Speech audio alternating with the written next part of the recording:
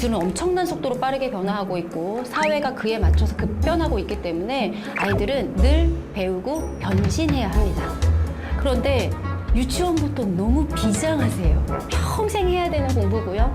공부의 본질을 꼭 기억해 주셨으면 좋겠어요. 공부의 본질은요.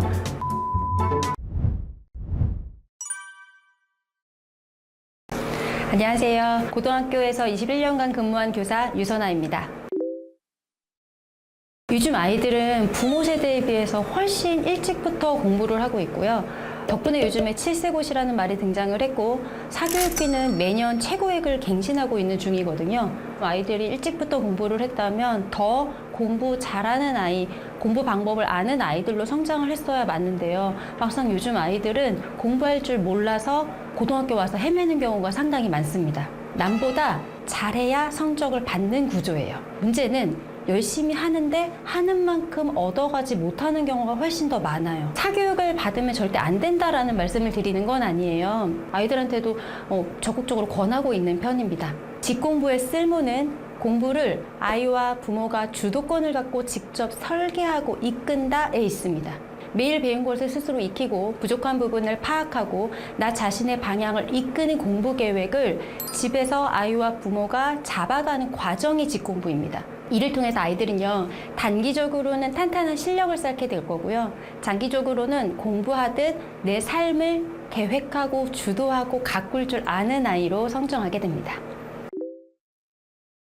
먼저 아이들이 방에서 공부를 하면 얘네들이 스마트폰을 하는지 게임을 하고 있는지 딴짓을 하는 건 아닌지 자꾸 궁금해서 들여다보시게 되고 자꾸 물어보시게 되잖아요. 거실에서 같이 하면 이런 간섭을 할 필요가 없습니다. 두 번째, 잔소리가 줄어요. 아이랑 같이 앉아 계시니까 뭔가 하실 때 아이들이 뭘 하고 있는지도 눈에 보이고요. 부모님이 먼저 만약에 자리에 앉아 계시잖아요. 그러면 애들이 안 하고 싶지만 엄마가 먼저 앉아 있으니까 어쩔 수 없이 민기적 거려서라도 그 자리를 같이 또 찾아옵니다. 세 번째, 아이들이 방에서 혼자 공부하게 되면 볼멘 소리를 할 가능성이 커요. 아니, 왜 나만 공부시키고 밖에서 가족들은 딴짓을 하는 건가? 라는 불만 또는 소외감을 가질 수 있거든요.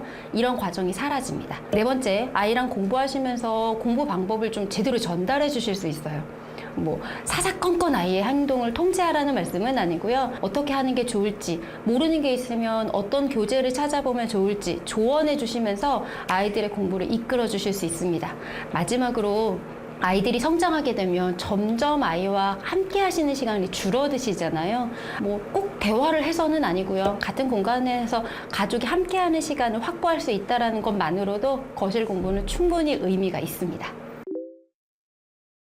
기술은 엄청난 속도로 빠르게 변화하고 있고 사회가 그에 맞춰서 급변하고 있기 때문에 아이들은 늘 배우고 변신해야 합니다. 그러니까 지금은 단기적으로 성적을 위해서 공부하는 것 같아 보이지만 아이들이 공부하고 있는 이 과정은요, 공부하는 방법과 태도를 길러서 결국엔 평생 교육을 할 수 있도록 도와주셔야 하는 데 있어요. 그래서 고등학교에 가서 제대로 공부하고 성적을 내서 원하는 대학을 보내시는 게 첫 번째 목적이실 겁니다. 그런데 유치원부터 너무 비장하세요. 평생 해야 되는 공부고요. 공부의 본질을 꼭 기억해 주셨으면 좋겠어요. 공부의 본질은요, 평생 삶을 이끌어갈 태도를 배우고 빠르게 변화하는 사회 변화에 적응할 수 있도록 평생 교육 역량을 키우는 것에 있습니다. 장기적으로 내 삶을 이끌어갈 수 있는 아이로, 그 태도를 배우는 아이로 키우셔야 해요. 그러니 그 비장한 긴장감을 조금 덜어내시고 힘을 좀 빼주셨으면 좋겠습니다. 사춘기는 아이들이 자기 혼자만의 시간이 필요한 건 맞아요. 그래서 아이들이 이제 샤워 시간도 막 늘어나고 자기 혼자 방에 들어가서 문을 닫는 일들이 발생합니다. 그 시간은 존중해 주셔야 맞아요. 그런데 문제는 아이들이 가족과 교류하는 시간이 전혀 없이 집에서는 오직 방에서만 존재한다라는 게 이제 걱정하시는 부분이잖아요. 근데 혹시 아이들을 거실에서 몰아내신 건 아닌지 한 번쯤 고민해 보실 필요가 있습니다. 무슨 말씀이냐면 한번 예를 들어 볼게요. 고등학생 아이가 시험 기간이 다가오는데 이 아이가 학교와 학원을 다녀오고 집에 오자마자 책가방을 널브러뜨리고 소파에 기대서 핸드폰을 하고 있습니다. 이런 경우에 대부분 부모님들이 시험 공부 잘하고 있냐, 오늘 학원 잘 갔다 왔냐, 핸드폰 좀 그만해라, 그럴 시간에 책이라도 좀 봐라, 그러니까 아이를 걱정하는 마음에서 하시는 말씀이지만 모두 다 잔소리가 됩니다. 그 아이가 잠깐 쉬고 있는 그걸 참지 못하시고 뭐 하고 있는 거냐, 공부와 성적에 대해서만 닥달을 하시게 되면 아이는 그 공간에 있고 싶은 마음이 없습니다. 그러니 당연히 자기 방으로 돌아가죠. 잠깐의 자유, 널브러짐 허용해 주셔야 돼요. 아이들이 거실에서 잠시 쉬고 조금 널브러지고 하는 시간에는 성적에 대한 이야기는 좀 거두시고 쉴 수 있는 시간과 공간을 확보해 주신다면 우리 아이들이 꼭 방에 숨지는 않을 겁니다. 아이들이 성적표를 집에 갖고 오면 그 성적표에 들어있는 몇 개 안 되는 숫자가 집안 분위기를 압도해버리죠. 성적표는 사실 아이들이 과목별로 어느 정도의 성취도를 갖고 있는가에 대한 평가입니다. 근데 부모님들은 그 성적표를 내가 아이를 잘 키웠나 못 키웠나 그 잘잘못을 평가하는 평가서라고 좀 생각하시는 것 같아요. 성적이 낮다고 해서 내가 아이를 잘못 키웠다라고 생각하시면 안 됩니다. 성적이 낮다, 잘못 키웠다, 이 등호를 성립시키시는 순간 성적표를 내민 아이는 숫자에 따라서 존재 여부가 결정되는 아이가 되어버립니다. 성적이 아이를 규정하게 두시면 안 돼요. 아이들이 살아갈 세상은요, 진짜 온갖 변수로 가득합니다. 그 변수들을 아이들이 직접 스스로 통제할 수 있다면 좋겠는데 사실 통제선 밖에 있는 것들, 내 뜻대로 안 되는 상황들이 훨씬 더 많아요.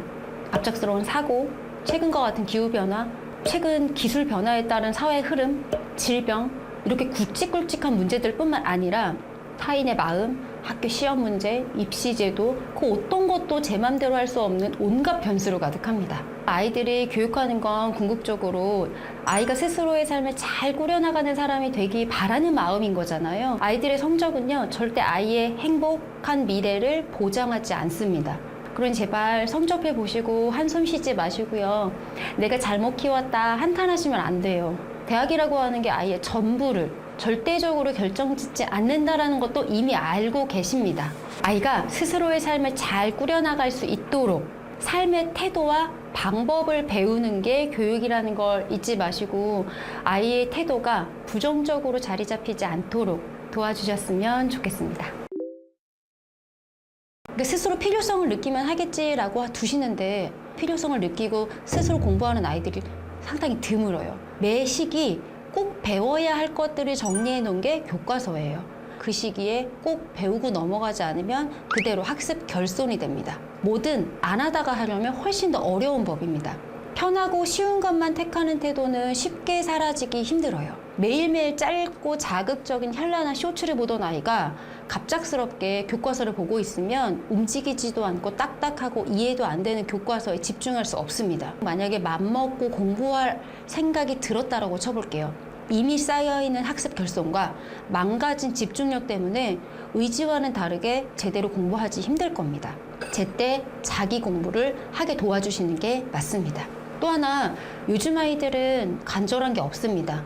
이건 결핍의 문제와는 다른 문제인데요. 뭐든지 다 해주시잖아요. 그러니까 아이들이 내 삶에 대한 책임감이 없습니다.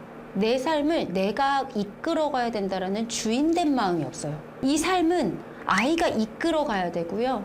부모님은 보호자여야 해요. 그런데 아이들은 내가 이걸 책임지고 결과도 내가 가지고 가야 되고 열심히 해야 된다는 생각을 하지 않아요. 그러니 노력할 이유도 없습니다. 결국엔 독립된 인격체로서 아이가 살아가는 걸 배우게 하고 이후에 자기 삶을 잘 꾸려나가게 하기 위한 거라면 아이들이 자기 삶의 주인됨을 잘 인식할 수 있도록 도와주셔야 돼요. 공부 못하는 아이라는 꼬리표가 붙어요. 이게 무슨 말씀이냐면 처음에는 분명히 공부를 못하는 게 아니라 안 하는 거였을 겁니다. 아이의 마음을 존중하고자 하는 의도로 공부 안 하는 걸 두시게 되면 아이의 자존감이 낮아지는 결과를 갖고 오게 됩니다. 때문에 아이들이 기회를 놓쳐요. 공부 못하는 아이라는 꼬리표가 이런 상황에서 아이들의 발목을 잡을 수가 있어요. 재학년에 해야 하는 공부는 반드시 시켜주시는 게 맞습니다. 저는 직공부 전문가로 활동하고 있어요. 그래서 직공부를 꼭 해주세요 라고 강조 드릴 때마다 왠지 부모님께 너무 큰 짐을 지어드리는 거 아닐까 하는 죄송한 마음이 좀 듭니다. 직공부를 우리 집 가족 문화로 여겨주세요. 스마트폰하고 게임하고 시간을 낭비하는 게 아니라 거실에 모여서 각자 할 일을 하면서 의미 있게 보내는 가족 문화를 만들어주세요.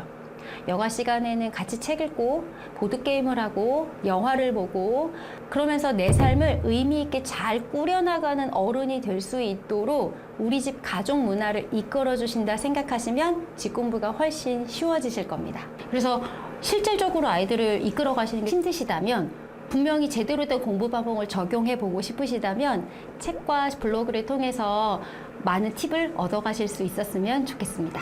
감사합니다.